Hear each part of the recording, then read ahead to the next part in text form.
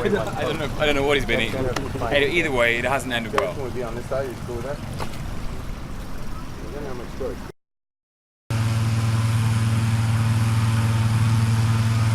Go.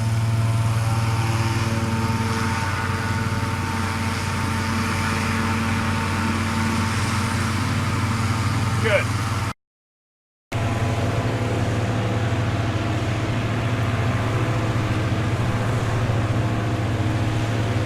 Keep up.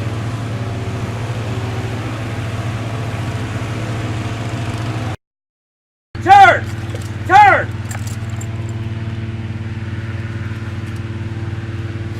Great. Cut. That looks great.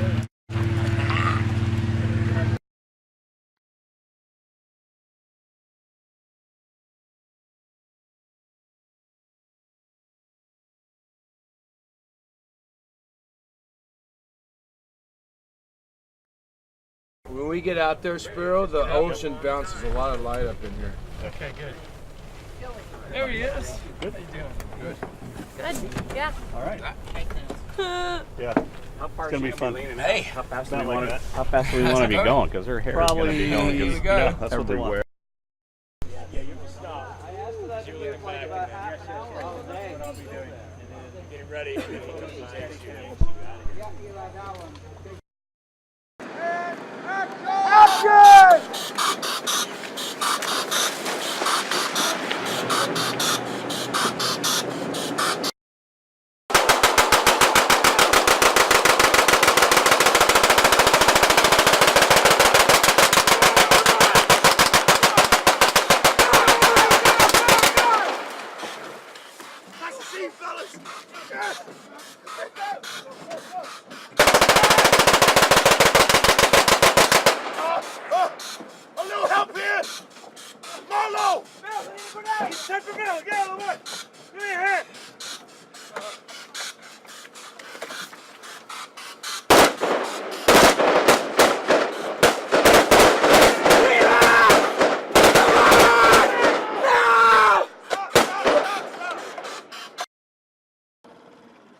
Idiot around here.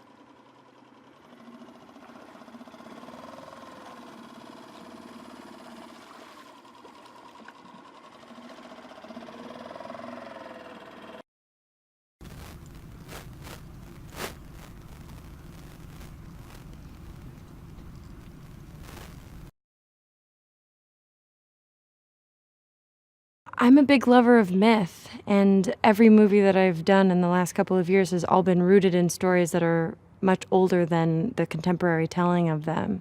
And so usually that means I end up doing something that's an independent film, but when this script came along and I saw that this was an opportunity to tell these old stories in a way that's bigger and immersive, it's IMAX and it's 3D, it's huge, and we're talking about one of the greatest myths of all time. I couldn't resist. Kong is such a huge part of the mythology of cinema, and it tells this incredible story that is really timely, dealing with the issues that we're still dealing with today when it comes to man versus nature. So if we want to talk about agriculture or war, these huge things that we are still grappling with as human beings and trying to find a way, instead of fighting with something, to actually work with it. And I think this is such a great way of telling that story in a way that's still fun and entertaining and interesting to watch.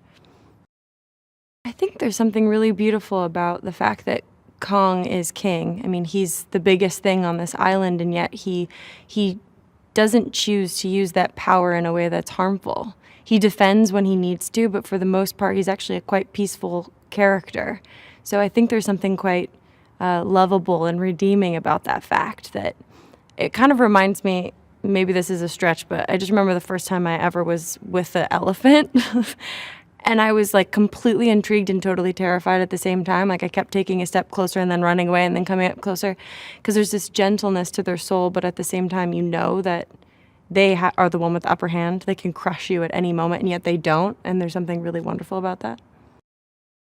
We've taken bits from Hawaii, Australia, and Vietnam. Vietnam in particular is very special because it's never been captured on film before in this way, in these locations. But everything is, in a lot of ways, untouched.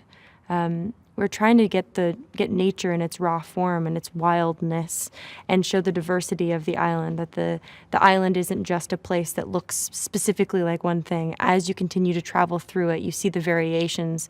There's desert. There's trees that look like they're falling apart. There's trees that are also squishy.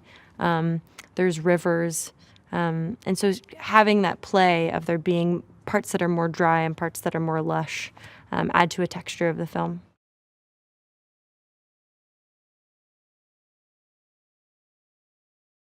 Kong is an icon of motion pictures.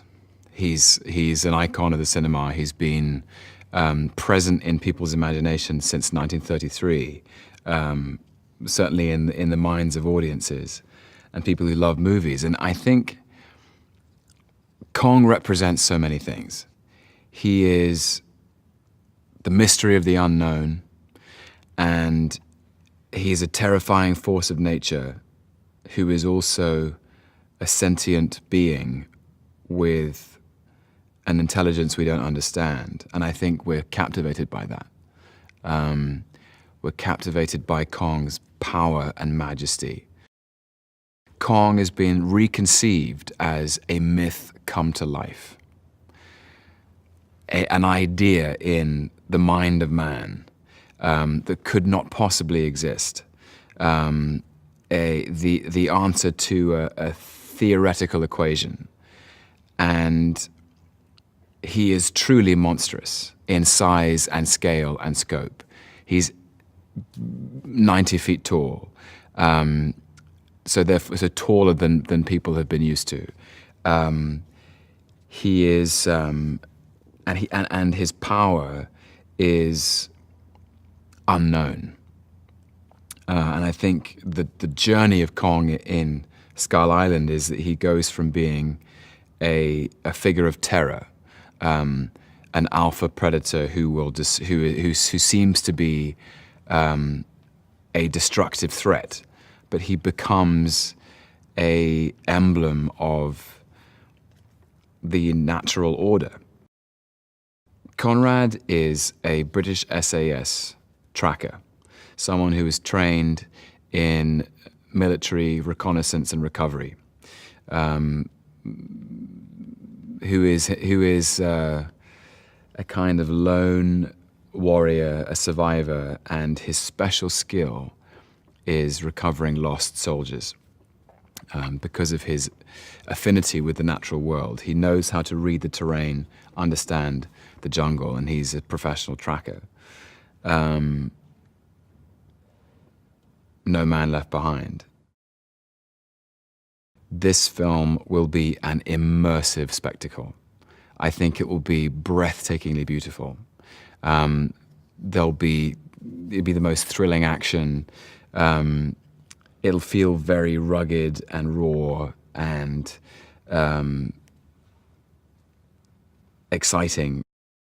So did you like that video? Well, I've some interesting movie extras facts for you. Matte paintings were extremely popular before the CGI era. These are actual projections or paintings placed behind foreground objects to trick audiences into believing the actors were in a different location. Examples include the Statue of Liberty jutting out from the sand in Planet of the Apes from 1968 and the Emerald City awaiting Dorothy at the end of the Yellow Brick Road in The Wizard of Oz from 1939. Subscribe to our channel and check the notification bell to always be up to date with all the latest releases.